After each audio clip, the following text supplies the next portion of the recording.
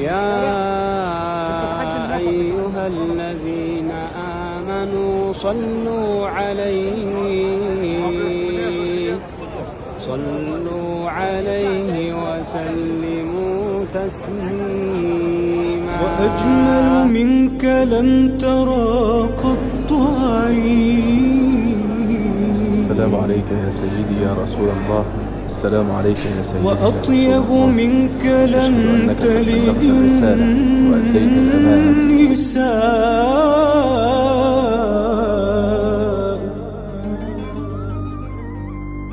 خلقت مبرأ من كل عيب،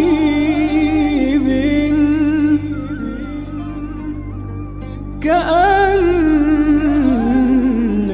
قد خلقت كما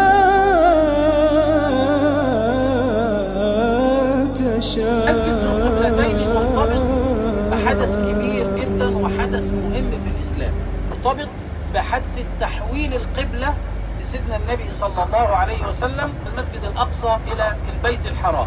اللي حصل في المسجد ده إن سيدنا النبي صلى الله عليه وسلم زي ما سجل القرآن الكريم في سورة البقرة: قد نرى تقلب وجهك في السماء فلنولينك قبلة ترضاها. لما ربنا يقول كده قد نرى تقلب وجهك في السماء فلنولينك قبلة ترضاها، ربنا ما قالش فلنولينك قبلة أرضاها. وكأن ربنا بيقول لسيدنا النبي أنا بعمل تحويل القبلة ده عشان أرضيه. اللي حصل في مسجد ذو القبلتين إن سيدنا النبي كان يصلي مع أصحابه إماما بالصحابة في صلاة الظهر أو قيل في صلاة العصر.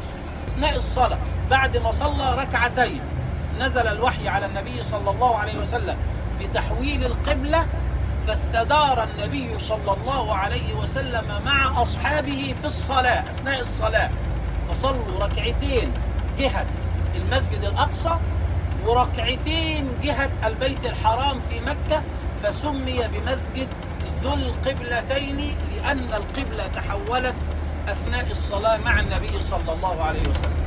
بعد ما نعدي على مسجد ذو القبلتين إن شاء الله نذهب إلى جبل أحد، وهناك بقى عند جبل أحد هنتكلم كلام كتير جدا عن فضل أحد والأحاديث اللي قالها سيدنا النبي في جبل أحد، وعن غزوة أحد وجبل الرماة وإيه اللي حصل أثناء الغزوة مع جبل الرماة وإيه اللي عمله سيدنا خالد بن الوليد، ومقبرة 70 شهيد من أصحاب النبي صلى الله عليه وسلم ورضي الله عنهم جميعا، ومين هم أشهر الصحابة اللي موجودين في مقبرة 70 الموجودين.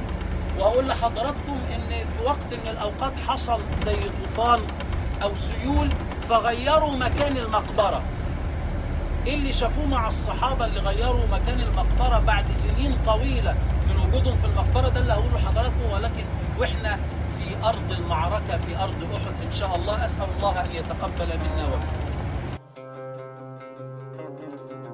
يا الله.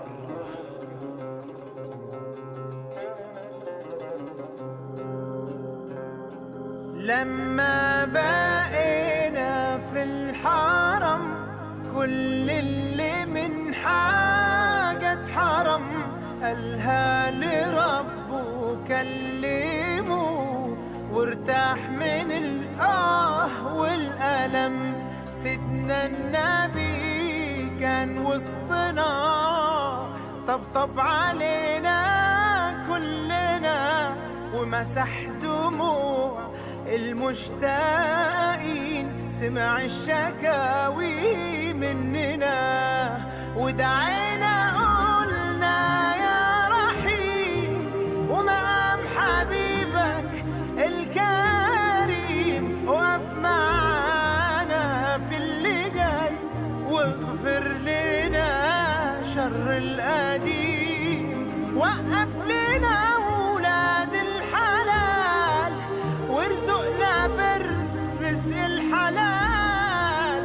كان الأذان هو الجواب وكأنه كان من صوت بلال. الله أكبر من الجميع، امشي في طريقه لن تضيع، خلي التوكل دايما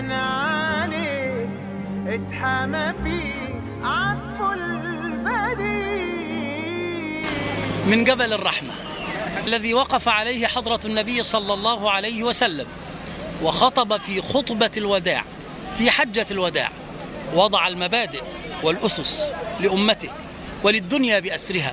خطب وقال: ليسمع العالم الآن في هذه الأيام أن النبي صلى الله عليه وسلم منذ أكثر من 1400 عام قال للدنيا ولأصحابه: إن دماءكم وأموالكم وأعراضكم حرام عليكم كحرمة يومكم هذا في شهركم هذا في عامكم هذا.